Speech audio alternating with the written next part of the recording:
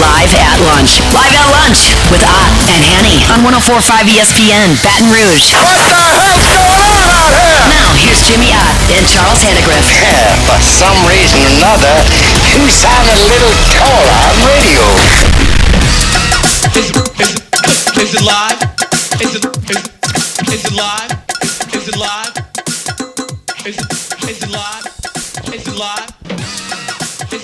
From Walk-On's Bistro and Bar here in Brewley. Welcome to the Monday edition of Live at Lunch, 104.5 ESPN Baton Rouge.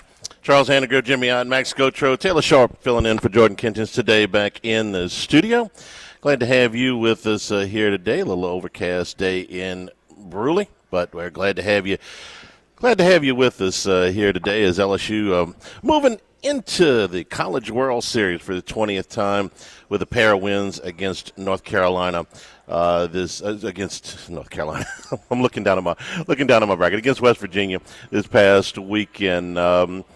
Tigers took advantage of every mistake it seems like that West Virginia made, and some really clutch performances by a number of guys on offense. Stephen Milam with you'll excuse the expression, monster super regional with what I thought was a key hits on both Saturday and Sunday. The grand slam on Saturday that kind of widened LSU's lead. The 3-run double yesterday that kind of widened LSU's lead. West Virginia would never go away. I was impressed with their offensive approach, kind of like what you saw in the regional, and I imagine what they've been doing a lot of the year. They work counts, they grind, and they eventually will break through and get to you a little bit late. They won all 3 of their games in the regional round on their last at bat, and they were still grinding away on LSU in these 2 ball games, getting 4 runs in the last 3 innings on Saturday, and last night, still grinding there into the 7th inning. They had gotten it within a 2-run lead and just could not quite break through. For LSU, they took advantage of all these mistakes. West Virginia had 17 walks and 8 hit batters, 4 errors in this series. For their offensive tenacity, the defense really let them down. 2 pop flies that dropped last night that LSU really made them pay for. Another play on a ball over at first base that opened the floodgates for the Tigers. Really were big plays in the ball game. But Milam, Derek Curiel having a huge series with the 3 hits in the first game, scored 3 runs last night. Jared Jones, the Bear, coming back yesterday with 3 more hits. You saw a really nice couple of days out of Chris Stanfield down at the bottom of the lineup. Jake Brown with the monster shot to straightaway center field. He had 4 RBIs in the game yesterday. Jay Johnson continues to push the right buttons with a lot of these changes to his lineup.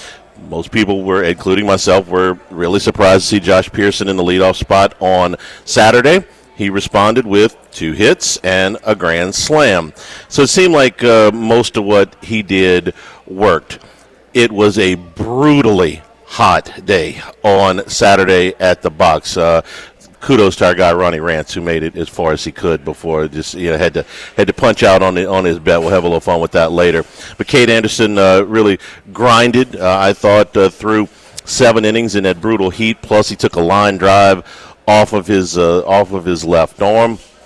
I thought that West Virginia wondered why they went with Griffin Kern, their ace in the first game, because he had pitched twice last weekend. Thought they would give him another day to rest. We got the answer to that last night when we saw Jack Carstonas, the West Virginia starter. He was, according to the coach, he was sick, and he fought all he could. He threw about almost 70 pitches just to get through the 2 innings.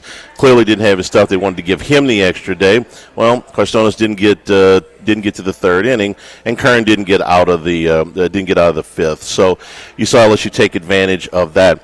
Anderson battled through his. Anthony Ianson, I thought we saw a little bit of the effects of pitching twice in a regional last weekend. Was sharp early, but sort of labored into the 4th and 5th innings. I thought West Virginia's approach was really good. They were striking out on those breaking balls early. They stayed off of them, and then He hung a couple that they got into. Ianson doesn't give up very many home runs. He gave up 2 in this game. It's the first time he's done that all season, but I thought he worked and got him as deep into the game as they could. And Cooper Williams came in when the score was tight and gave him 2 2/3 really, really strong innings. He did give up the 1 home run, but I thought he was really good. This was in a lot of ways, a survival test. Can you get through your mistakes? Can you get through multiple pitching changes? Can you get through a stretch where the momentum maybe changes in the game? And LSU answered all of that, beating West Virginia twice and advancing over to the College World Series, where they'll play Arkansas in the first game, which is the 2 favorites going into the CWS. So, Jimmy, good. It was a good weekend. The box was packed. Had to sit through another rain delay yesterday, but when they got going, was really, really great atmosphere. And kudos to the fans that braved the heat on Saturday, because it was just brutally hot on Saturday. My dad was being transported. All right, Charlie, there's the 11:06 right on time. Yeah. So the travel, old Jim Hawthorne's favorite line. My dad had to be transported from the hospital in the Acadian ambulance people, and they were saying, "Oh yeah, we've already been called out a couple of times to the box." People kind of passing out. Yeah. So it was really, really, really tough. And I mean, people sitting, minus the grandstand. I mean, I'm seeing Skip still at least Skip got some shade, but if you weren't in the shade, man, it was tough. So it's, but this is, everybody understands that this is the big stage. This is where the LSU teams are remembered or forgotten. This is where, the memories are carved out, on your way to Omaha and then in Omaha. So, and I just didn't know that this team was capable of sort of flipping the switch. And what was so different? What was more winning baseball that this team did this past weekend? And you went through it. And it's the approach at the plate. I mean, don't get yourself out. Don't just swinging and wild uppercut swings. It's this out the zone. No. How many walks scored for LSU this weekend? 17 walks, and of the 8 walks on Saturday, 6 of them scored. Of the 9 walks yesterday, 6 or 7 of them scored. I got to 12, 13 runs. Something. Walks? Yeah. Okay.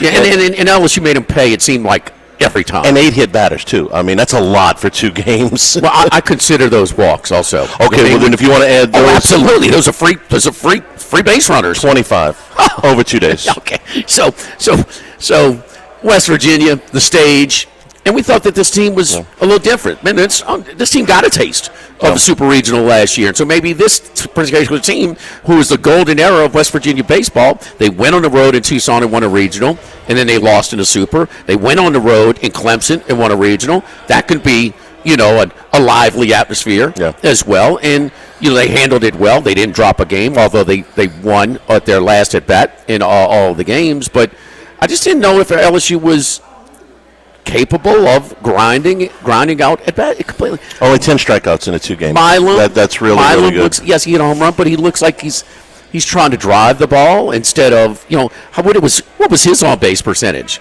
I mean, yes, you might be able to generate a little bit more power than what your size may indicate, but you still don't go to Omaha with that uppercut. I mean, you just had fun. And I didn't know. Carroll's a star, Charlie. I mean, he's a star. I mean, what can't he do? I mean, he's patient. He runs the base. He's a tools guy. Yeah. He's a tools guy. He's great with the glove, great with the arm. He's a tools guy. And he went oppo. I mean, so he's got a little pop as well, and that will just increase. I love the way. I mean, he is. Baseball instincts are you can determine baseball instincts when the ball is in play. Okay, does he miss his cutoff guy? With the throw, and allows a runner to say off a single, an RBI single, to go from first to second and get out of the double play situation. Yeah. Do you take that extra base when it's available? Do you run yourself out? So when the ball's in play, he's flawless. He's just really, really a mature, instinctful player that plays winning baseball. So this is and the other thing is the LSU's roster, they just have things that nobody else has in this field. Now, everybody talks about Arkansas as the most complete team. Arkansas doesn't have a 1-1A starter like that. They don't. Do they have the quality depth in the bowl? Now, I understand the kid threw out awesome. Okay, against Tennessee, they only have 4 base runners. All right, in the first game, I get it. But over the course of the season, has that not been as good as Anderson and Ianson? They haven't. But here's a little bit of a disclaimer there. Gage Wood is a first-round pick. Their number 2 starter. He missed 2 months in the middle of the season, so his numbers are not going to overwhelm you. But he does have first-round talent if he comes back. Okay, so they have two dependable relievers like LSU. And then another guy is going to throw 101. They got one guy. No, they don't have a guy like Chase Shores to come out of the bullpen. Nobody has LSU's roster. And this is Johnson. This is he's not spending a whole lot of time with his kids. I mean he's putting in the hours and building a roster. And sometimes they didn't play like it. This year. So this is coming together at the right time. Now. This was a favorable draw. This was a team that did not perform very well.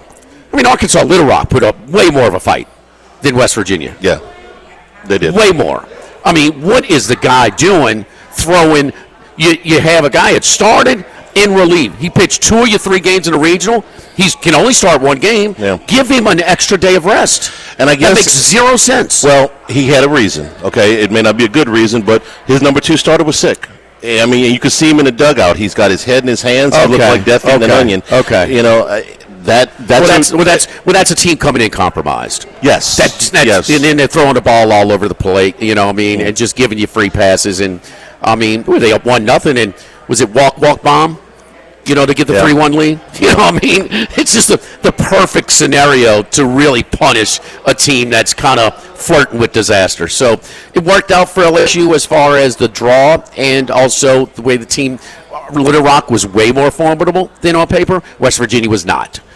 But now you don't have the draw because you're playing the co-favorite to win it all in game 1. So they're basically co-favorites. Arkansas slightly better favorite, but whoever wins that one will be a massive favorite. Yes, it is a little bit like but LSU Wake Forest was the second game. LSU played Tennessee that year in the first game. This is with all the upsets, and there are plenty. These are the 2 heavyweights that are left. They would have been the favorites anyway, but when North Carolina went out yesterday. Raise it up even more. See, UCLA's playing better than North Carolina. They are. Okay. They're pitching, man. That UTSA team can hit. They held them to 2 runs in 18 innings, man. Well, they scored a run in the first 2 innings, and the next 16 That's right, frames of zeros. Yeah. Okay. And a lot of that was their bullpen. But nobody's got the pitching. Nobody's got the pitching as the Roosters do. They ain't nobody's pitching like that, including LSU. Yeah. Charlie, how does a mid-major have these guys, it's unbelievable. Yeah, they're playing really well, and they had a 1-0 game in a Sunday game in a regional round. Yep, I know. It's amazing that they have that, but the one seed, we said no great team this year. Okay, there's no over 1 seed's gone, 2 seeds gone before even the super regional round. 5 seeds gone, 7 seeds gone. The 8 seed is still there with Oregon State, but you've got Murray State has got a chance to advance this afternoon. I know they're an underdog against Duke, but who had that? Nobody. This is as wide open as anything. I want to say one other thing about Curiel too. Since you were talking about the baseball IQ and all that, his physical tools are there. Obviously, the mental part of the game, the high baseball IQ, but. How about being able to handle? He has hit leadoff all but a handful of games this year. And he shows up for the first day of the Super Regional, and Johnson says, hey, you know what? Today, we're going to put you down in the lineup, okay? We're going to put you down in the 7 hole, excuse me. That gets into people's heads. He goes 3 for 3. He doesn't miss a beat, okay? And for somebody, you get into a routine, and he's pretty much been there the whole year, and all of a sudden here's the first game in the Super Regional. Hey, we're going to have you down the 7 hole where he hasn't been all year. And how does he respond? That would have gotten a lot of guys' heads. He goes 3 for 3, has a home run.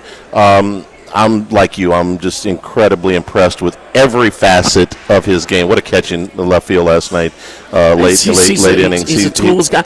I mean, how much power does he have? I'm not sure, but that's okay. But he doesn't. He plays within his skill set as well. I mean, he is maxing out his skill. He's a great player for a young age, and it's just not as much as kids are playing over and over and over and over and over. Just some, I mean, I'm just really impressed with him, and I'm not sure if he wouldn't be batting seventh with me. Well, he batted seventh in one game. Okay. He was right back in the leadoff hole last night. Because who's going to see more pitches than him? He's going to see. He's got to. They've got numbers on that. Yeah. He's got to average seeing more pitches than anybody else in the lineup. Probably, yeah. I would imagine, yeah. And well, I mean, even back in Skip's early days, Tookie Johnson was that. Man, he's going to see pitches. You report back to your teammates and this and that, but you want to. And Skip's thing was always, hey, big dip from that starter to the relievers in college baseball. Yeah. So I think Gary Gill is that guy. So it's here we go, man. And it's give me Anderson against anybody. I'm sorry. So I got to make LSU a favorite in that first game against Arkansas. Anderson beat Root in the game in the regular season at the box. Both of them pitched. Root went 6 innings and gave up 2 runs. Anderson was comparable numbers to that. So it was a competitive game. LSU won. One area where West Virginia was a challenge. Did present a challenge is their approach at the plate. I love their approach at the plate. Yes. I really do. No, they are. They made adjustments in that game against Ianson yesterday. They're just going to. You're going to see. It's not just because Anderson or Ianson are having off days. No, these guys are not getting themselves out. They're grinding up there. So that was a strength that West Virginia brought to the plate this weekend. Yeah, they're very good. We're here at Walk-Ons in Bruley. Man, it's just big time over here at Bruley, man. Watching all the games. I mean, you talk about this is a great place at Walk-Ons at Bruley. We had one of the all-times in the French Open. We had the LSU Tiger in a playoff with an unbelievable surge yesterday to be so close to winning. On the PGA, another PGA event with college baseball, not just LSU, but all the super regionals around, and you got NBA and HL playoffs. Man, the summer's popping over here at Walk-Ons at Bruley. So I know, Charlie, you like how they switch out during the seasonal drafts with some of them, and the one thing about it too, you are going to get quality service, consistent food. You know what you're getting over here at Walk-Ons at Bruley. Live at Walk-Ons in Bruley, live at lunch, 104.5 ESPN Baton Rouge.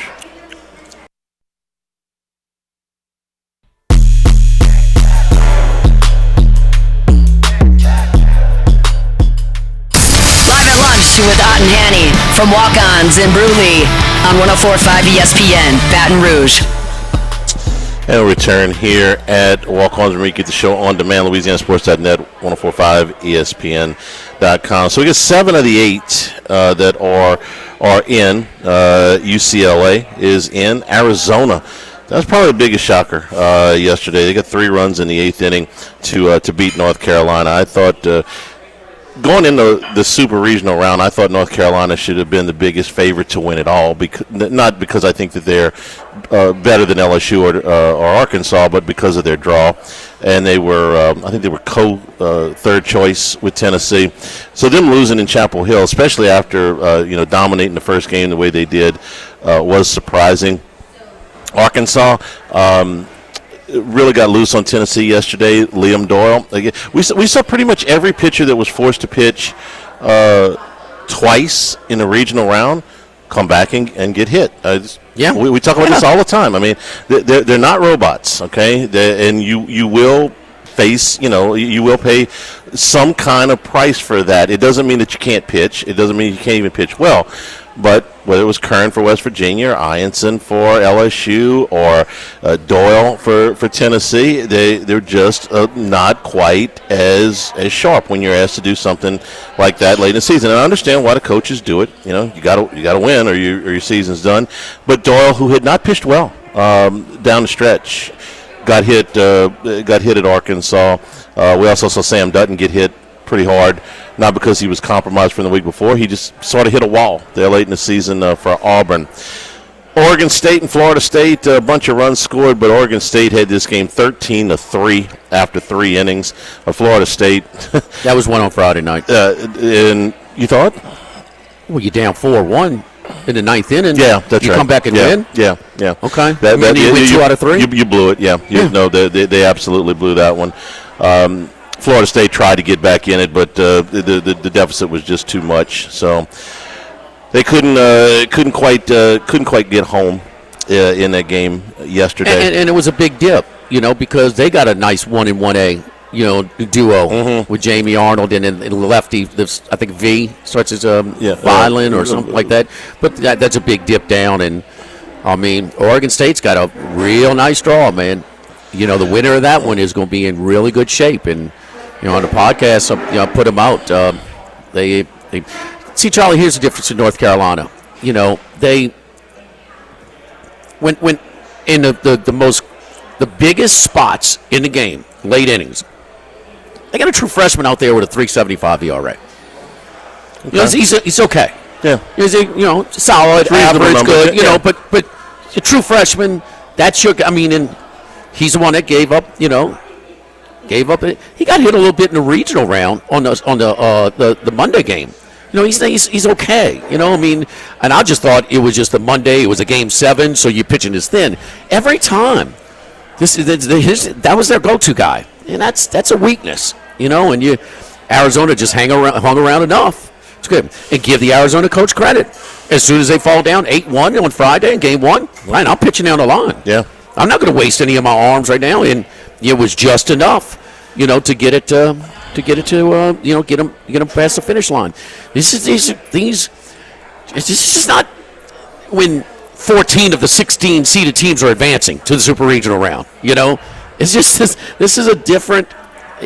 And why is this? I've got we could theorize, but why is it not like the other sports, where the transfer portal era, where the rich get richer, and the mid majors go by the wayside? Because that's not happening.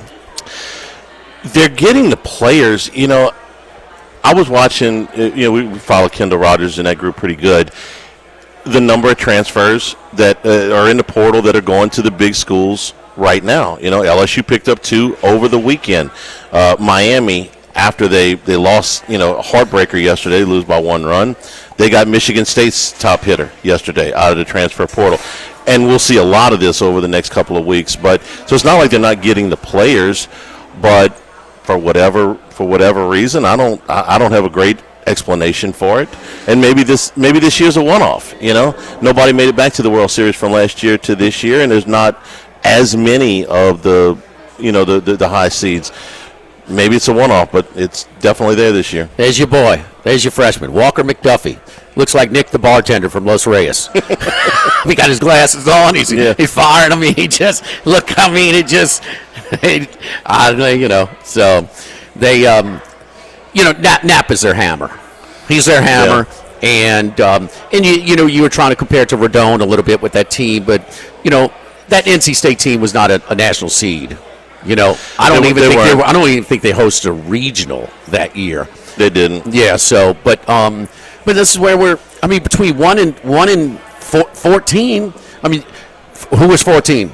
Coastal. They're pretty good, huh? They are very good. Yeah. They really control. They got arms, Charlie, in the bullpen too. It's just. Yeah. It's on. I mean, it was very little threats. Auburn scored their 1 run in the second game on a 2-out RBI single. The guy scored for first. He's running with the pitch. Yeah.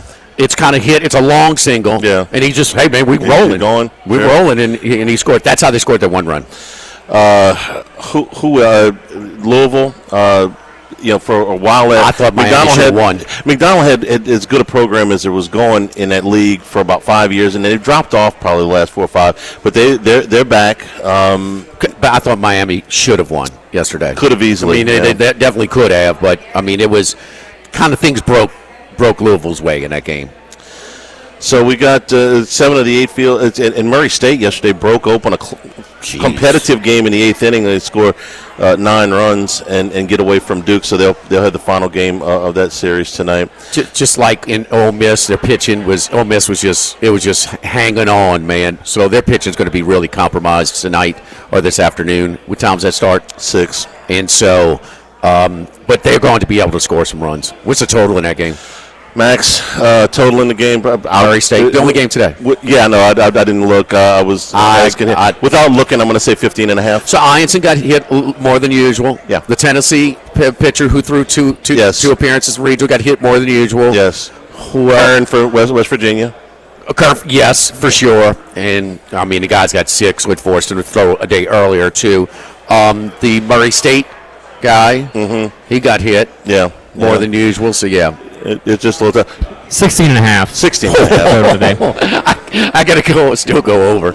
I mean, it's a bunch. It's a bunch. Don't forget our friends at Legacy Title. Chad Reynolds, Legacy Title for all of your real estate closings. 296-0060. Full service title company servicing all of South Louisiana. Fast, friendly, professional service is what you get when you dial 296-0060. Ashley Bonham Donald, Mariana Broussard Haynes, Adrian Reese-Galata, Michael Platt, Natalie and Bradford Smith, and our boy Chad Reynolds. Buying, building, refinancing, nobody choose but you. Choose Chad Reynolds at Legacy Title, 296-0060. Live at the Walk-Ons in Bruley, live at lunch, 104.5 ESPN Baton Rouge.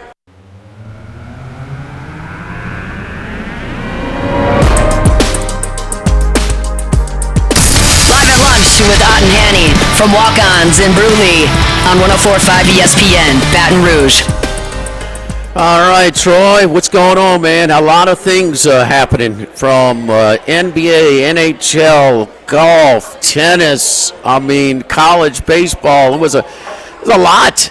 A lot of a good summer weekend full of sports with a lot of different options. Where were the most popular things that they were betting this weekend? Yeah, it was certainly on the Thunder Pacers game last night. We had a $100,000 pre-match wager on Thunder to cover 10.5, I believe. And usually, when we're taking 6-figure bets, they're usually pretty short odds live bets. They're typically money line, minus 700, minus 1,000. So it's very rare to see a 6-figure bet pre-match at a typical market at minus 110, 111, or something like that.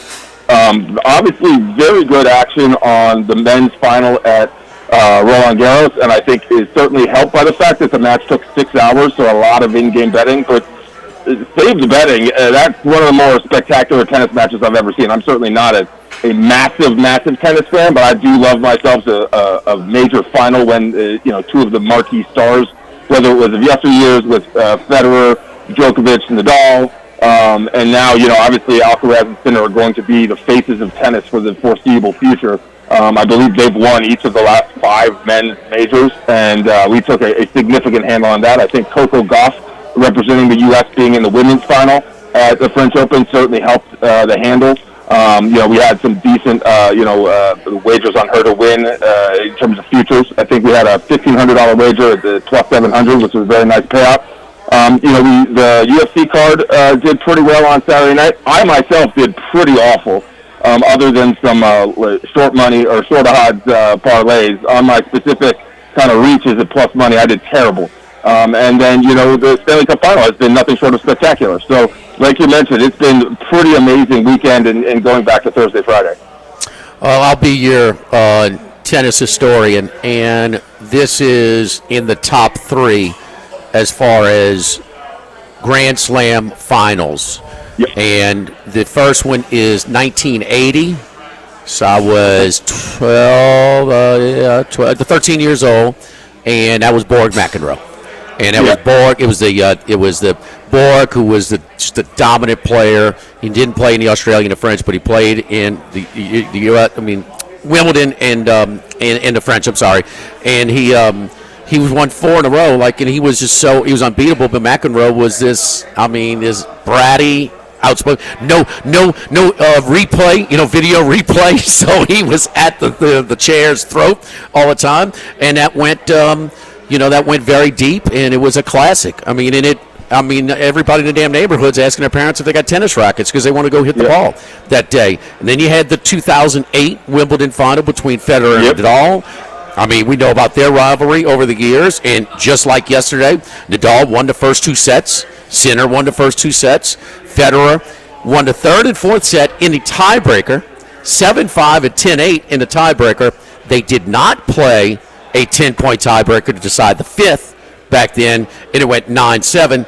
That one was 4 hours and 48 minutes, and then yesterday's was 5 hours and 29 minutes, and Alcaraz had never been come from behind. 2 sets to love. They only play 5 sets in the Grand Slams, but you had these swings. It was live betting. It was an NBA game on clay. Okay, Yep. I mean, you had these. It was like the Pacers, and invaded Philippe Chatrier, at Roland Garros. It was unbelievable. I was at a sports book yesterday, non-football event on the big screen. The only time, and it's relatively new, the Queen has been there for about a couple of years, was the Caitlin Clark, South Carolina women's final. Yep. Everybody was into that. It was unbelievable. There's no local team to root for. It's something completely outside of that, and people, they were into it yesterday at the sports book. It was crazy. It was cool. It was cool. And the thing about it was, you had these longer rallies because it's on clay. Yep. But these are not 2 guys that are pushing the ball back. They are pounding the absolute crap out of the ball. And it was, it's an all-timer. It's an all-timer. I don't think I'm being a prisoner of the moment here. It is an all-timer. No, yeah, there's only one recent one I can think of, and it was the 2019 Wimbledon final between Djokovic and Federer. And I remember... Yes, because that's a I was watching it, and my now wife wanted to go to the pool with some friends. The pool was right down the street, and I was like, I really kind of want to watch this. And she's like, just come for, whatever.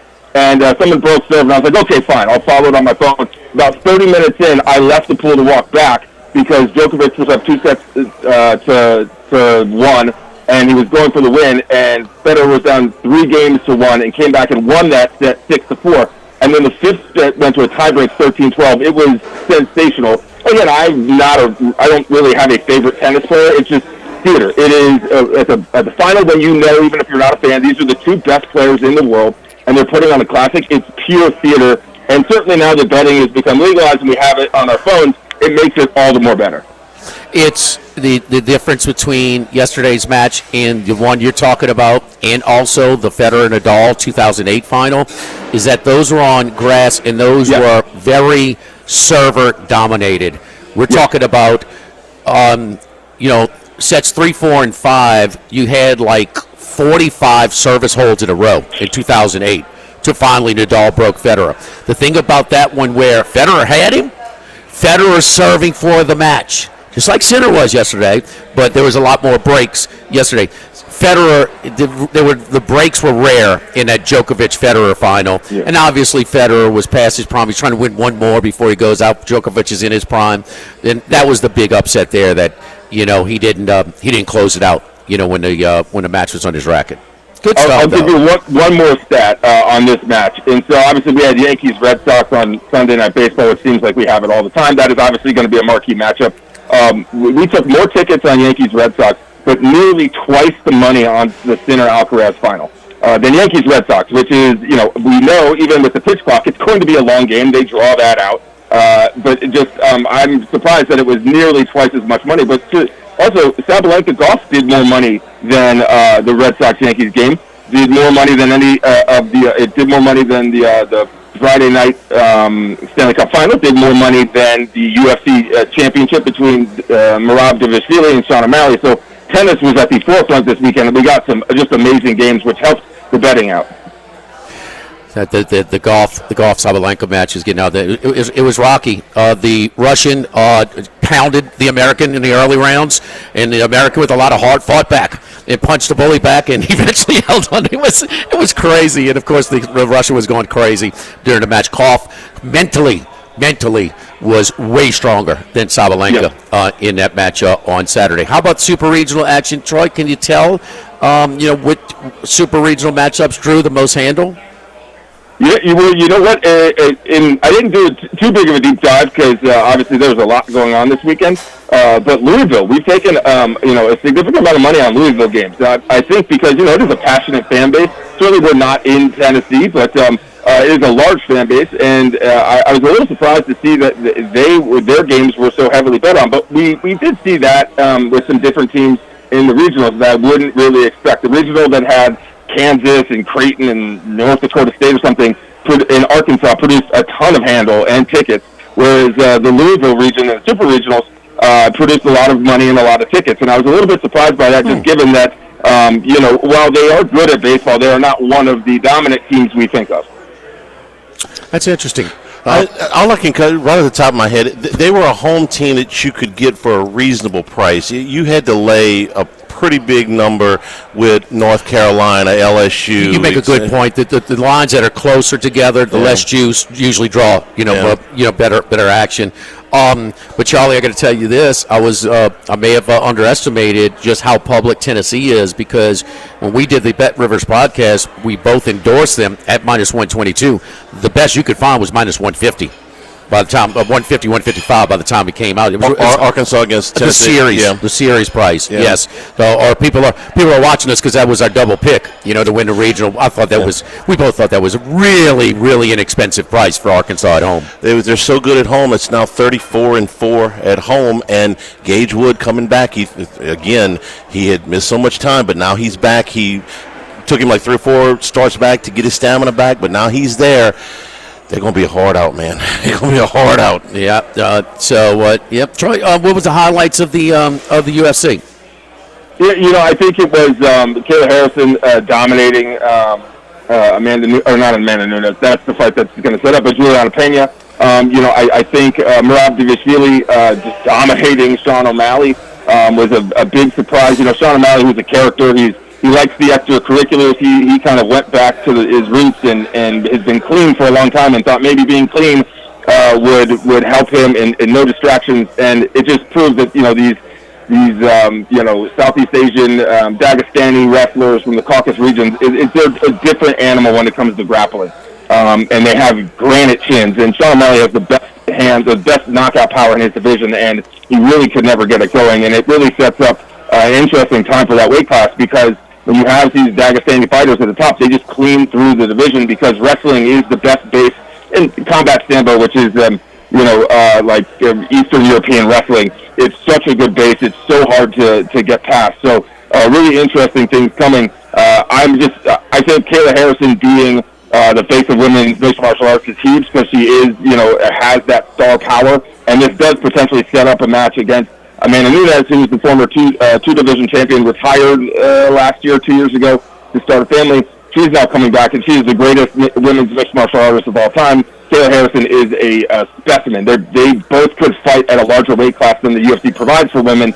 They may do a catchweight fight. That should be a headline, a pay-per-view headliner, regardless. So this pay-per-view does set up things going forward. But for me, it's just waiting on whether or not John Jones will fight Tom Aspinall. That is the fight everyone wants to see, except for John Jones. I've already placed some money on it, even though it's probably going to go off the books. But hopefully in the next few weeks we learn about the fate of the men's heavyweight division, because that is what we all want to see, the baddest man on the planet. And John Jones has only fought twice in the last 4 years, even though he holds the championship. All right, early action for tonight's NHL game and Wednesday night's Game 3 in the NBA playoffs.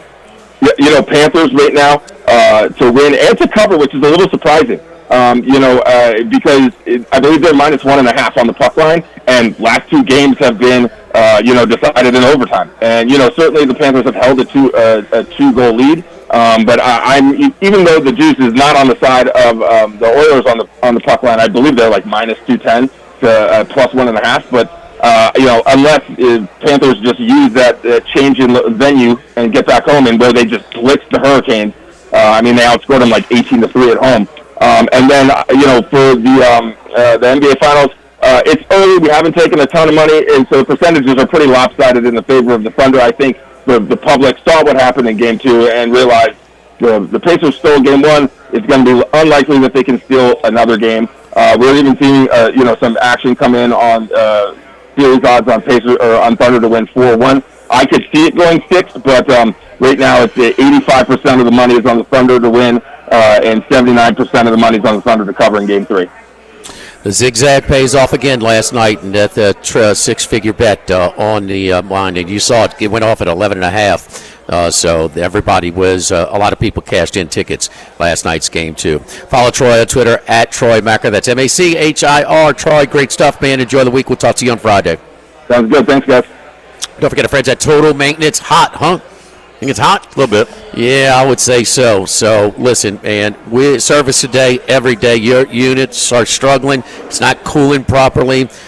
You need to call us up. Call the folks who support us here at Live at Lunch. It's Total Maintenance, 480-1000, 480-1000. One of South Louisiana's oldest and largest AC and heating companies since 1980. That's right. My buddy Lucas Ragusa has been in the business his whole life, his whole adult life, and here we are again. They got two different offices in New Orleans and Baton Rouge, and both not just separate offices, but separate staffs as well. It's not compromised. One, the New Orleans staff and in office, totally committed to the greater New Orleans area. And so the same thing for the Baton Rouge staff and office here in the greater Baton Rouge area. You listen to the show, we cover your area as far as AC repairs. So service today, every day means you'll never sleep high. Call today, get service today at Total Maintenance. That's 480-1000, 480-1000. Live at the Walk-Ons in Bruley, live at lunch, 104.5 ESPN Baton Rouge.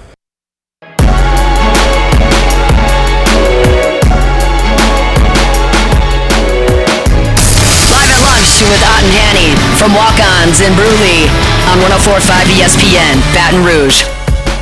And return here at the Bruley Walk-Ons. Come by and see us here for lunch. We're in the front area of the restaurant. Great place to watch the games. College World Series coming up this weekend. We get the schedule tomorrow. It's a Friday, Saturday start now. Yes, back to Friday, Saturday start. That should be the Saturday night game. If they're not, I would fall on the floor shot. No, they're going to start with that. Yeah, absolutely. They start with that. They already know the bracket, so yeah. It's just a matter of who plays first on Friday afternoon. And who's the possibilities there? One game is set and one to be determined. Yeah, we got Arizona and you got Oregon State and Louisville. Oregon State, Louisville, Arizona, and who's another team on the other side of the bracket? Coastal. Coastal, yeah. The Oregon State game will be at night. Coastal will be in the afternoon. Oregon State's the favorite on that side of the bracket. Yeah, I think you're. Yeah. Right. Favorite now. Hello. Yeah. Come on. We got a live one. We got a live one, Charlie. It'll be a good Saturday Night Live. We are expecting.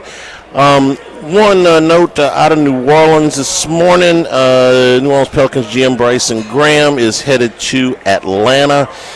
He's going to become the senior vice president with the Hawks. Not a big surprise here. Joe Dumars has kind of been layering the front office with his people. When they hired Troy Weaver, who is a longtime confidant of Dumars back at the end of May, looked like he was going to be moving in and basically assuming Graham's positions. So a little bit more of a restructure in the Pelicans front office. As Dumars wants his guys. Yeah, he wants his own guys. None of this is unusual. You bring your. But what's the deal with the title? The general manager. I thought Griffin was the general manager. He was like the president of basketball. So your general manager is different. It's basically an assistant general manager in the NFL. Yes. Okay. Yeah, or director of player personnel. Yeah. Kind That's of why Trajan Langdon left to be the Pistons GM. Yeah. He was not really the GM here. Let's be honest. Weaver is the senior VP of basketball operations. The operations. Pistons or the director of basketball operations? I believe he's the GM, but I'll double check that. Live at lunch. Live at lunch. You are looking live. Live at lunch. Live at lunch with Ott and Hanny on 104.5 ESPN, Baton Rouge. What the hell's going on out here? Now, here's Jimmy Ott and Charles Hanagriff. Yeah, for some reason or another, you sound a little taller on radio. Is it live? Is it live? Is it live? Is it live? Is it live? From Walk-On's Bistro and Bar in Bruley.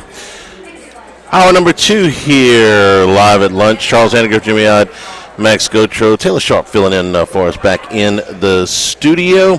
LSU headed back to the College World Series after their two-game sweep of West Virginia in the Super Regional. Last night's game, another later start with the weather delay, but LSU wins it 12-5. I want to talk about another point in the game that we didn't get to in the first segment, and Jimmy, I think we're on the same page on this one. When Anthony Ianson left the game in the sixth inning, the score was 6-4. This is going to get lost to history because this game ended 12-5, and LSU pulled away, and Brown hits the ball over the center field wall, and all of that happened, and all of that's great. But this is the little game inside the game where West Virginia put, would you agree, the most pressure on LSU? Yeah. They had all the momentum. They're getting into the pen. With most rosters, it's going to game on. It's 6-4, and Chase Meyer is pitching well for West Virginia. He's not unlike Myers for LSU, big arm, bunch of strikeouts, bunch of walks, but he had, at that point, he was kind of controlling things. He put up 4 zeros, and so Cooper Williams had to go out in relief of Ianson and kind of hold the rope. And Williams, who made one mistake the entire time he was in there, gave up the home run, really did a great job of stunting West Virginia's momentum at that point. And Cooper Williams, you text me. We don't usually text you in the game unless something really caught our eye. He said, "Man, they got a guy like this that comes in." This is A.J. Puck, man, in Florida. I mean, you got a guy like this. Cooper Williams, and even if you follow LSU baseball more than casually, it's not a name that's going to roll off the tongue. I mean, we're talking about Anderson and Ianson and Shores and Evans and Cowan. And Cooper Williams is a 6'4", 200-pound left-handed freshman. When did LSU get Cooper Williams? Well, Cooper Williams was committed to Texas A&M for a long time. This guy's from Alvin, Texas, okay? Oh, yeah. It's Nolan Ryan. That's Nolan Ryan territory. He was the number 12 left-handed pitcher in America, number 73 overall player in the cycle last year. And when Jim Schlossnagle left for Texas, he reopened his commitment. And last year, everybody's at the beach. Nobody's really paying attention. This was late July, mid to late July. He ended up flipping his pledge to LSU. So what has Cooper Williams done? Like a lot of freshmen, they brought him along really slowly. Didn't give him, a lot of time. First couple of months of the season, he only had about a dozen appearances. Thing was, he didn't give up any runs in any earned runs in any of these games. He is all the way to April the 22nd, his 12th appearance, before he gives up his first earned run of the season. Now, these are short stints. This is 2/3 of an inning here, an inning there. I don't care, Charlie. I know. You pull a guy with his skill set, That's where I'm going. Your seventh pitcher. I mean, what? I mean, come on, man. This is a luxury. It reminds me of, like it was back in the old format, and you're playing like Game 5 on a Saturday of the SEC tournament, and Florida's rolling out A.J. Puck. Yeah. I mean, it's, throwing high 90s from the left side at like 6'5". I mean, it's just, nobody's got these guys. So he's pitched since the end of April, because I'm going to go back to the Tennessee series. This is April the 26th. He's pitched in 7 games and given up 2 earned runs. One of them last night, one of them in kind of a throwaway game against South Carolina. He's pitched against Tennessee. He pitched twice against Texas A&M. He pitched in the game against Arkansas that they lost, didn't give up any runs there. Threw 3 2/3 shutout innings against Little Rock last week when they kind of needed it, okay? And then last night's performance, 2 2/3 innings, when they kind of needed it. This is now, for a guy who's thrown 19 2/3 innings the whole season, the last 6 1/3 innings that he's pitched have been really crucial. Now, this is not abnormal, with other sports.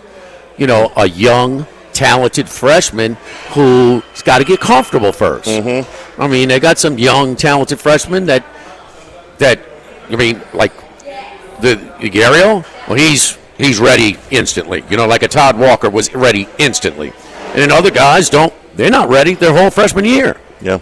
And you got those guys on the roster. And then some guys, whatever, but the developmental aspect, it's just not, he's got all the ability. And these pieces are starting to come together for LSU in the right time. Where we talk about the NIL board, whatever, nobody has depth. Well, in baseball, I think because you don't have as many teams with baseball budgets, player budgets. Maybe LSU does, and you got a guy that's relentless, and a guy that, hey man, there's no such thing as ethics in recruiting, okay? None. And so, you slip up. I mean, Alvin, Texas, I'm here to scoop you up, and that's why even. They're giving Johnson when he went out to one of the summer league after they won it a couple of years ago, and man, the coaches are giving him some shade. Getting fired at him, and letting him kind of bitching and complaining and griping, and you getting on him. It's like, man, I'm not here to please you. That's right. I'm here to please my supporters, my fan base, my athletic director, and my whatever at my school. Man, look, we're winners and they're whiners. Go get him, boy. And he's all about that. He's a relentless recruiter. He's a relentless recruiter, and he ain't on anybody else's schedule. Listen, we don't need to really talk about this today. I'm sure we'll get to it later on in the summer. But the rain delays are aggravating, okay? And he's like, I am going to make damn sure if I got to sit here and wait all night that my pitcher is going to get in and out for the whole game without being compromised. And I know it's – well, the two teams are playing. But with his pitching depth, would he have more of an advantage if the two starters are compromised? He would, but he still wants his guy. My point is he's not leaving any stone unturned when it comes to winning a ball game. He's going to do whatever he's got to do to win a ball game. Cooper Williams coming on at this point in the season reminds me a great deal of what Zach Hess did in 2017. Hess was right-handed, but he was a big, tall, rangy, hard thrower that Hess kind of struggled a little bit out of the gate, and he was still kind of scuffling in April. It's a big guy. It's hard to control this stuff for a young, tall pitcher. Yeah. Correct. And come May, Zach Hess started dealing. And when they got to Omaha, he was as important as anybody they had there, and they rode him. And look, there was plenty of other things that went right for the 2017 team, but Hess was right there in the middle of that. That was his freshman year when he was lights out closer in Omaha? Okay. Yes. And all of a sudden, you got this guy, and it's like, wait a minute, where was this guy earlier in the season? Well, he wasn't ready. You're ready now. Cooper Williams, and I'll give Dan Canavera credit because he's been talking up Williams since pretty much beginning of March. He's like, watch this guy. This guy's going to be really good. He goes, I don't know how long it's going to take. This guy's going to be really good. And so this is just another layer of we know about all of the players that have been great all year for him and that 1-2 punch up at the top, but you all of a sudden you add this, okay? That's invaluable to be able to get a talent like this to emerge at this point in the season. A left-handed, the puck. I get it. It's a good comparison. I mean, wait, this guy? But see, Arkansas's got their guy for a different reason too, who's now available, and you documented it, and it's a big deal. Yeah, that's right. So they have his, they're Ianson. Mm-hmm. So they're lucky to have him back right now, and they, maybe they would have won the league if he was available the whole season. They might very well have. But he's got more upside than their ace, huh? I think he does. Yeah. I think he does. Yeah. The other one, and I'll be honest with you, at the beginning of the season, look, you never know how quite this stuff's going to go. I get asked all February, like, what do you think? What do you think? And I said all February, man, look, if Chase Shores is back, and Chase Shores pitches the way I think that he can pitch, and he's the number one guy in the rotation. This is honest as I could be. What I thought in January and February, that Chase Shores would be the guy that he would eventually. He's hitting 101 last night. Yes. Well, now he is. Okay, but they had to take him out of the rotation in the middle of the season. It didn't happen right away. Well, I don't think at this. Looking at him, you know better than me, but he doesn't. I don't see a starter. A refined starter, a polished starter, where he's got a command of multiple pitches. Yeah, now he's at the professional level. He will almost certainly be a short reliever, okay, and has a chance to be really good at that. I give Doug Thompson credit on the podcast. He's been saying this since they took Shores out of the rotation. He said, "Listen, when you come off that Tommy John, the next year you can, when you miss that year, the next year you come back, takes you about 50 innings to get right." Okay. And he said, you can't expect him to have pinpoint command 15 innings into this thing. And, of course, we all wanted that. Well, now, did you see that monster come out last night and throw 101 at the end of the game? And if you look at LSU's roster, okay, we do this because I can't watch West Virginia every game or Coastal Carolina every game. You look at LSU's box score for the year, their season stats. Shore's numbers are not going to overwhelm you. No. Williams' numbers look great, but it's if I was looking at Cooper Williams on another team, I'd say, well, the guy's got a low ERA, but he's kind of a short pitcher, short stint pitcher. He's only thrown 19 2/3 innings all year. He's probably not one of their main guys. And you know what? A month ago he wasn't. No, now he is. I don't think it's just a homer angle. Now, the one thing is, the one LSU's roster looks the best because you have these emerging pitchers, and also you approach at the plate. If it continues like this, it's where's it been most of the season is one of the big question marks. But it's right at the right time when it matters the most. Yeah. It's almost like it's a flip of the switch. You don't draw that many free passes on walks and hit batters if you're getting yourself out. If you expanded the zone out and getting yourself out. So, but Charlie, I mean, is there young players developing, getting some other players developing? I mean, it happens. I mean, that 1987 LSU basketball team, they weren't that good. No. Okay, but were they good at the end? They had the national champions beat. They did. Beat to go to the Final Four in New Orleans, okay, and knocked off the 1 seed, the 2 seed, and whoever seed, okay. Dow Jones still hitting threes. The 2003 national LSU football national championship. Georgia's like, oh yeah, y'all got lucky. Y'all got to play over here now. Well, guess what? We ain't the same team. Yeah. We're a lot better. A lot better. Yeah. I mean, the 2019 football team at the end of the year. Fair catch every kickoff because we know we're going down and score. Yeah.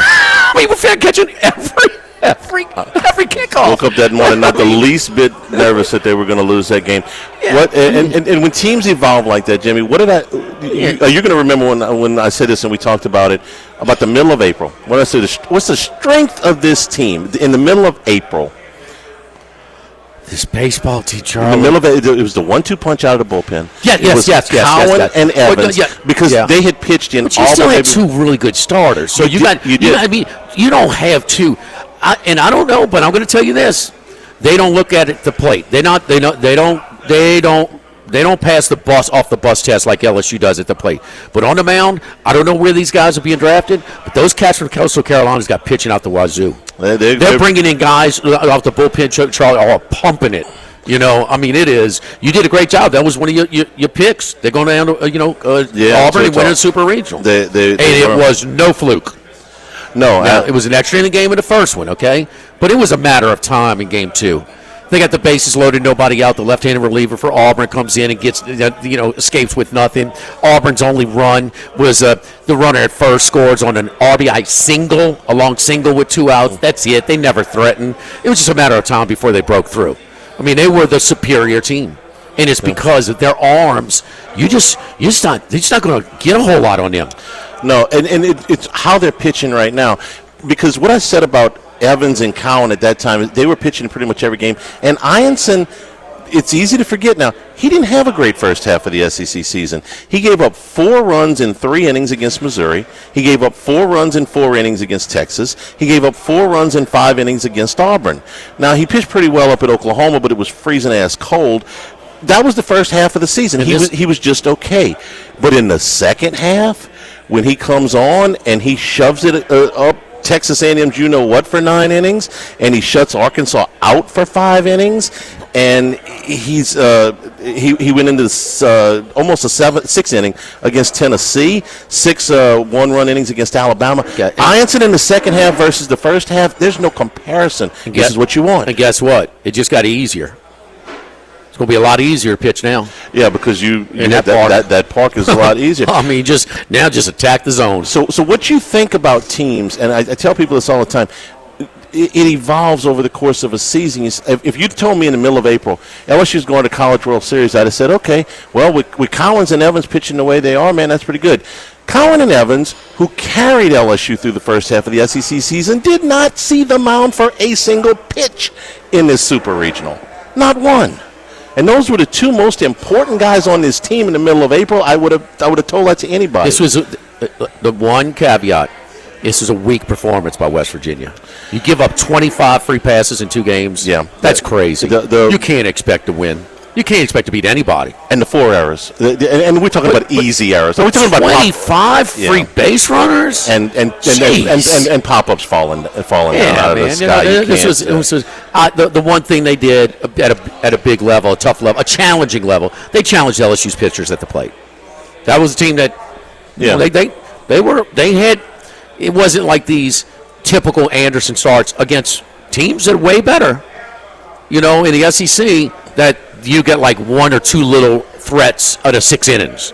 No, they were constantly getting traffic on back. But I mean, that pitching and fielding. It was awful. What wasn't there? Father's Day. Right around the corner. Get Dad something he's going to like it from the Thibodeau store, thethibodauxstore.com. You can get online right now. We got choices here, okay? The Cajun Cooking Specialty Cookware, which you can have shipped right to your door. Number of grills, the griddles, the big green egg cookers, all of your Cypress furniture, your benches, your gliders, your swings, your rockers, all of those things are available. Patio furniture is available. Power tools, hand tools, stuff for the garden. Tons of fishing gear if Dad's a fisherman. If you don't know what to get Dad, gift cards are available. The Pierrepont store and the Thibodeau store. Let Dad get what he wants. Is it too late to get in your order this week? Get it shipped? You can still get it shipped at hurry. Get on the next couple of days. Thethibodauxstore.com.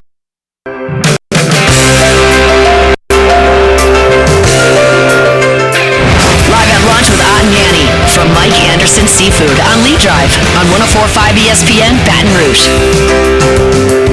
Here at Walk-Ons in Bruley. Yesterday, right about the time that the rain delay was announced, you might have switched over. The other baseball game was ending. UCLA was pretty much done, and so you had a gap between 5 o'clock and 8 o'clock with no baseball. Right about 5 o'clock, you might have switched over to the golf. You might have switched over right about in time to watch Sam Burns almost win the Canadian Open. Max, come on, man. I thought he was going to make that putt. I really did. Well, everybody did. I thought he was going to make it. 5 feet, I may have let out an audible expletive when he missed it, expecting him to win. He was our consensus pick last week, and you put a great putter, maybe one of the top 5 certainly putters on the PGA Tour. Number 1 lately, strokes gained putting on the tour. They said yesterday. Yeah. Lately, yeah. I mean, that's what he's been. This week he was great.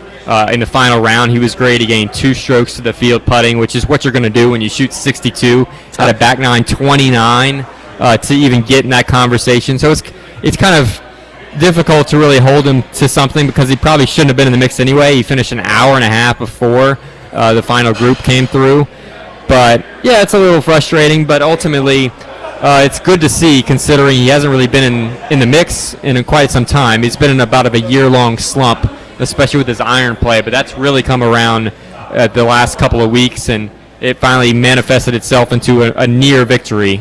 So we trust him. He's got 6 PGA Tour victories. I think he'll be back in the conversation, but going into a Ryder Cup year, the back half of the season, it was certainly a positive to see, despite the fact that he didn't get it done in the playoff. What was the par for the course yesterday? It was 71 or 70? It was definitely a par 35 on the back. So 70 was the par? Yes. Okay, so 4 under, 4 under, 2 under.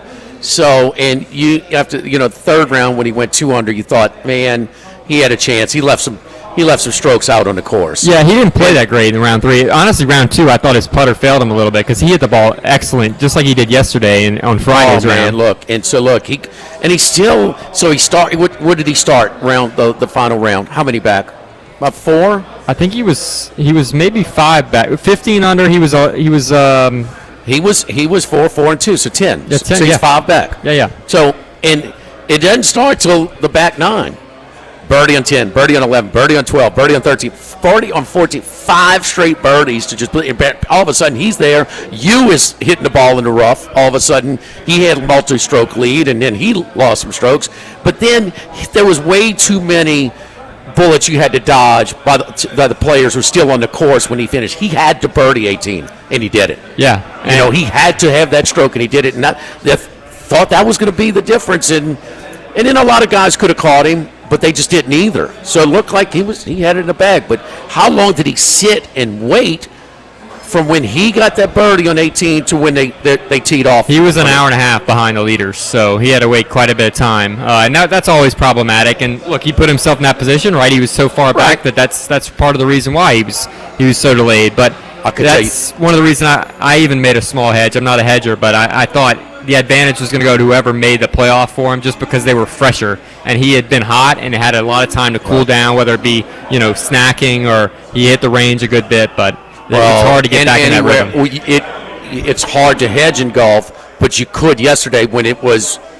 It was a two-person. It's a playoff, and you got a break, and you got time, and you got plus money. So if I got anywhere from 18-1 on Burns to 40-1, I'm going to profit. I'm sorry. I'm going to take plus money. Once we saw Cam Young fail to birdie the last, because it felt like he was maybe going to enter the playoff. He airmails the green, kind of surprisingly, considering that par 5 was playing into the wind, and fails to get up and down. So that's when you really had an opportunity. Okay, so you say the rust with with coming back with the hour and a half.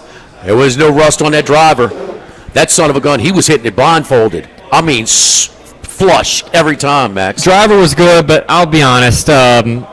Look, the leaderboard was good. We had Sam Burns in the mix. This golf course was very boring. It's not a very good golf course, not a great test for the PGA Tour players. TPC Toronto is the first time they've been there, and the fairways were pretty wide, forgiving. It just didn't ask many challenges of the players. I thought a lot of template holes. Man, when they got some rough, it was penalizing now. The rough was thick, but just the overall layout of the golf course was not challenging. It was just hit ball, see ball, hit ball, basically. It was not much imagination, not much creativity. Unfortunately, the 18th hole was not reachable for most of the players yesterday. Not a great design. They did try to switch the pin location on the third playoff hole, which I don't think I've ever seen that I was going to ask. No, they kept doing it every time. I cannot No, they recall. changed it after the third. After the second playoff hole. At least. I think they did it multiple times. They were out there because they were showing them. We've seen that last year. Scotty Scheffler and Tom Kim, they moved it in the playoff because there was a protester that messed up that area around the hole. I do remember that. That's the only time I can ever remember them moving a pin. Damn Canadian politics. And I don't mind it. Unfortunately, it didn't help Sam. But at least, so you say it lacked imagination and creativity. At least they provided a lot of diversity, uncertainty on the holes they play in the playoff, right? That was my next question. How do we feel about playing the same hole? They played 18 over, and they're going to play it 17 times in a row if they have to. Especially a par 5. A lot of playoffs do this. The main reason is fans. You're set up all in the same hole, so you don't want to move them to 10 or wherever the closest hole is from there. But we do see a lot of playoffs tend to go like 18-18 and then 10-18, or they try to throw in 16, another hole. 17, 18 sometimes. I wouldn't mind it. It's always Yeah. sudden death. It's always going to be sudden death on the PGA Tour, with except the majors are not. Majors, yeah. But it's always going to be sudden death. What is the format for the majors? The 4 majors? Well, it depends. The Masters is sudden death. The U.S. Open used to be an 18-hole playoff. It's not anymore. Now that's an 3-hole aggregate, right? 3-hole aggregate. Yeah, we've seen that once before. The PGA Championship, I want to say, might be a 2-hole aggregate. How do you not know this? The Open is 2. What's that? How do you not know this? Do you need to spend more time in golf? I guess so. The U.S. Open's changed, and honestly, I think one of them lessened from 3 to 2 Charlie, already. I'm a way better scramble player than you realize. Is that right? What was my motto in tennis? Number 1 rule in doubles: find you a good partner. So I'm way better. I'm a way better scramble player as long as I got Max with me. Right. So trust me. So, right. But I mean, it's just you don't want to uniform this. Where we're guessing and then we're punching holes in the green. That is odd. I don't recall ever seeing that. They said they had planned that out, but I have never heard of that where they moved the pin during the thing. But I guess if they're going to play the same hole over and over again, having some diversity in terms of how it's going to play, that does make sense. I wonder why they wouldn't move a hole or so. But I guess it's just has to do with the logistics of the golf course. The hole. Right, but to a different golf hole entirely. No. Okay, the pin placement. Okay. Yeah, But look, like I said, it was disappointing because we had Sam Burns as a consensus play, myself and Wes. You had an opportunity to hedge, but even if you didn't, and if you didn't play it, it's just good to see Sam Burns back in the mix because it's been a frustrating year, I think, for him. I had some on Burns, maybe not as at the price that you guys had, but I went 2 different times at the Queen and got some Fox. I had Fox top 10. I mean, and it was like a 8-way tie for first at one point yesterday. At one point, yes. I mean, it was. And unfortunately, I think a lack of creativity with a golf course, a boring golf course, a lot of times leads to a stacked leaderboard, which can be fun and entertaining, but at the same time, you want a bit of separation at times from the rest of the field in terms of, how are you going to separate the best players in the world? And there were some guys on that leaderboard that, frankly, have not been playing great golf. Let's give credit to Fox. Was it on 18 that forced the playoff? The putt. Yeah, about 17 feet. He could have missed it. Just barely leaked in the left side of the hole. Because he took a chance, and if he misses it, it's going 2 inches past the hole? Yeah, I mean, it was a great speed. So that's the speed allows, what they call it, with perfect speed expands the hole. I mean, he had to hit that putt at that speed to get it in. Right. It was pretty damn good. And it's pretty clear if you didn't see. A lot of times pressure, you'll tend to see golfers leave putts short. He left the putt short from 10 feet in the playoff. Yeah, that was jarring to see that happen. And good on Trevor Immelman to kind of say, you cannot leave that putt short at all. But it seemed like he was a bit of a die putter when you consider on 18 in regulation to get to a playoff. He just barely gets to the hole and it falls in. 66-1 this week. At the U.S. Sam Burns. Give me a percentage on that putt that Burns missed to win it. The 5-footer? A 90%er? 85. For him, for sure. Yeah. 85-90. Yeah.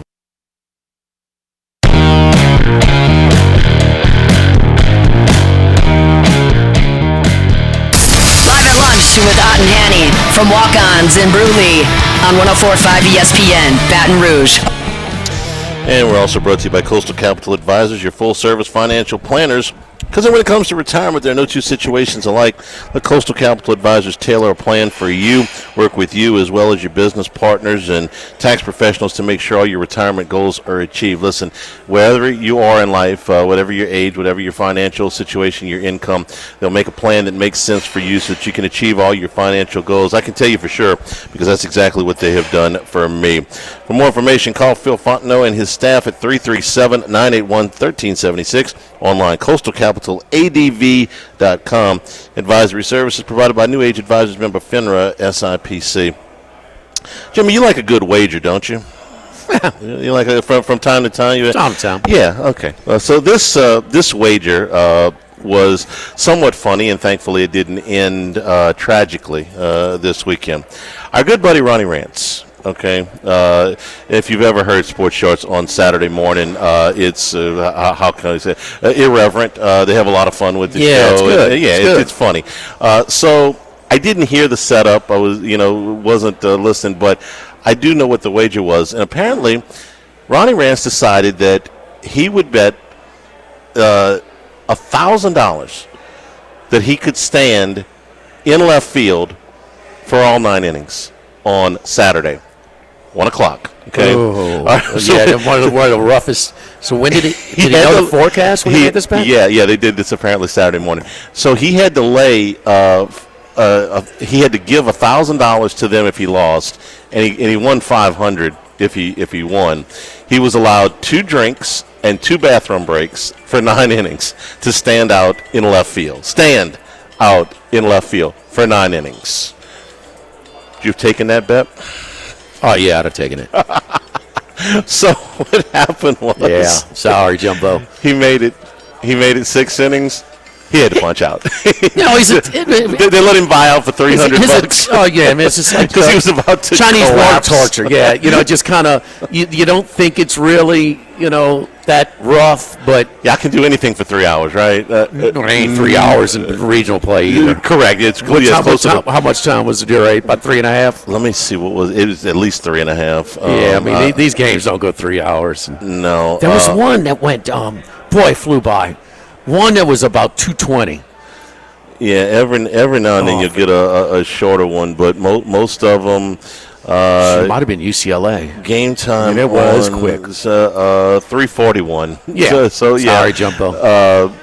Good gracious. 3 hours is hard enough. 3:40. Oh man, and where my confidence on Fade and Jumbo on this one is his attention span. He's got the attention span of a 12-year-old. Right. I mean, he's always something's going on. This one, he's doing 17 things at a time. You've hosted a show with him, huh?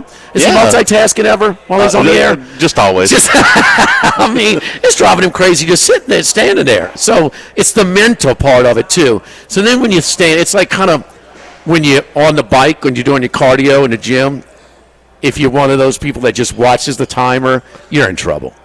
Yeah, you're in trouble. Brutal. Jumbo's watching a timer. I would imagine that Casey.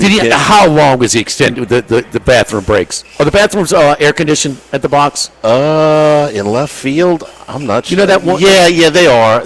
But I mean, with a caveat, kind of a big deal. Well, the door is open and closed so much that a lot of it leaks out. Yeah, there are air conditioners in there, but it's still pretty hot in those things. So Casey McKenzie, who's the general manager of the Rougarou, and they worked together for years. I'm sure has some video of this somewhere because he the president of baseball operations. Yeah, is he the GM or the baseball? I think he's the GM. Okay. He videos everything, so I can imagine this is like got all the benefits of a 30 for 30 short. One of these 20. How Ronnie Rance stood for 6 innings in the intense heat of Alec Box Stadium, and all his buddies are in the air conditioned suite. I'm sure, or at the very least at home, sending in pictures of air condition and cool drinks and whatever. Who faded him on this? Apparently the other guys on the show, which somewhere Joel Davis is probably in the middle of all of this because he's the big instigator on that show.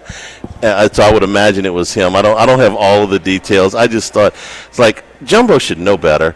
Because he's, my goodness, I mean, he played there. He's a big thinker, man. He's been out there for enough of these brutally hot. And the regionals, man, look, it's June. It's Baton Rouge. It's brutally hot. But this one might have been as bad as any of them. But from one week into the next, Charlie, it was completely different. No, it would have been. It was so much better last weekend. He might have been mouthing off the weekend before. He might have had a fighting chance the weekend before. He'd have won. He'd have had that, but this one was so brutal. You know who I felt sorry for was the umpires. I mean, that home plate umpire, they were, they're draping the water towels over his neck in between innings. It was brutal. I mean, and for Anderson to labor through 7 innings, man, that wasn't easy. Well, we took the shot off his forearm. Took the shot off his left arm, and man, I mean, that's your throwing arm. I mean, that's kind of. Even Johnson kind of in the post game, he's like, man, Cade's upset that he gave up some runs. Like, dude, you got us into the 7th inning on this day. West Virginia presented a legitimate challenge for the LSU pitchers. Yeah. That was the one thing where they acted like they belonged. Yeah. Because on the mound and in the field, no, they didn't belong. No, it was one of them days Saturday at the box where you just. Why? Where were you?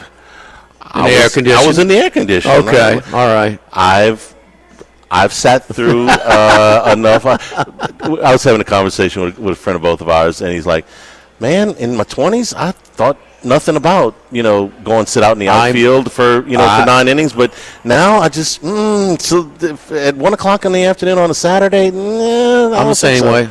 Yeah. Same way. It's a younger man's game to go sit out for 9 innings. No problem. Kind of heat. No problem at all. Take the shirt off, get a tan, sneak in a daiquiri, whatever the hell. Toss the I guess a mobile cooler, one of the bag coolers with a few beers from Married Housing, whatever it takes. Mm-hmm. Well, that's not now. No way.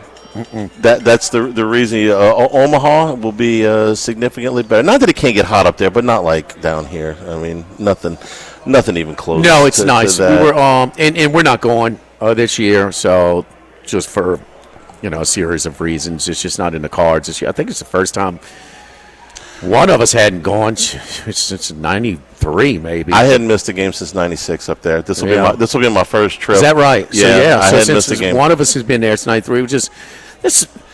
things going on. Yeah, man. We've been through a lot, whether it's my son, whether it's my dad, whether it's, some adjustments here on the stadium. It's been a lot. It's been a lot. Some schedule stuff. I had to take it off for 3 weeks for a reason. Yeah. I mean, of course, now Gordy Rush did have enough vision to realize this was going to be it's not just because TNT was doing the broadcast. And they did Max, I did like them. I enjoyed TNT's coverage.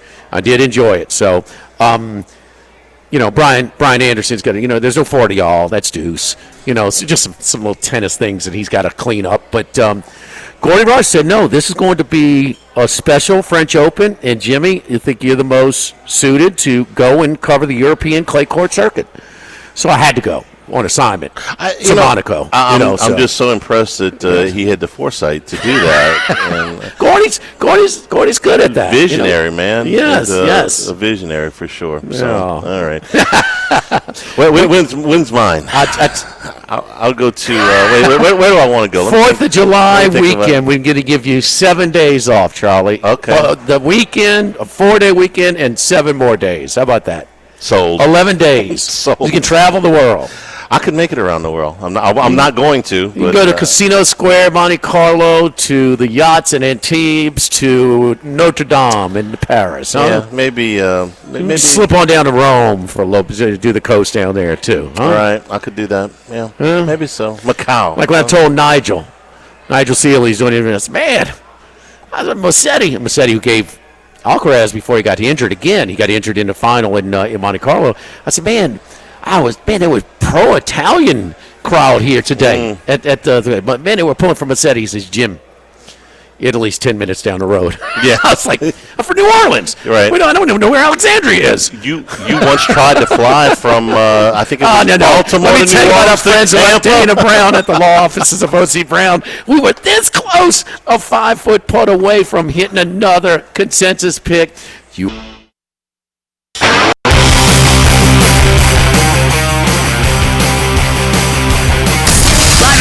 With Ott and Hanny from Walk-Ons in Bruley on 104.5 ESPN, Baton Rouge.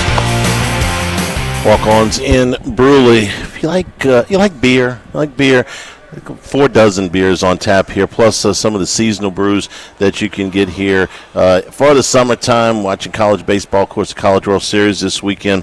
And the final piece of that puzzle comes in tonight, 6 o'clock, Murray State and Duke.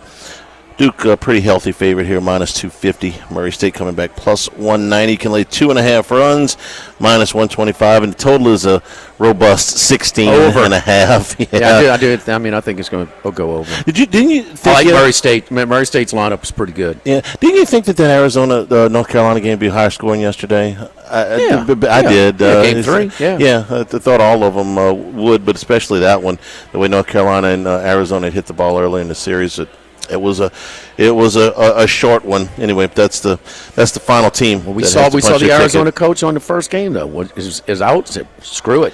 I mean, we're not pitching any of our better arms. We're not going to waste them in a game that's already gone. That was very early in the game. It was in the second inning. It was 8-1, and Knapp was on the mound. It's like, and I said, this is over. And here comes the guy with the 7 ERA, and that was the end of it. That's when you find the end game and bet more on it, though, Charlie. It's only going to want Knapp versus these guys are going to 7.4 ERA. Yeah, and and you could tell Knapp was kind of just throwing the ball over because he ended up giving up a few runs. You're pitching with a big ass lead, Yeah. Go ahead and do what you Don't got. walk. That's Don't it. walk. That's it. 25 free passes.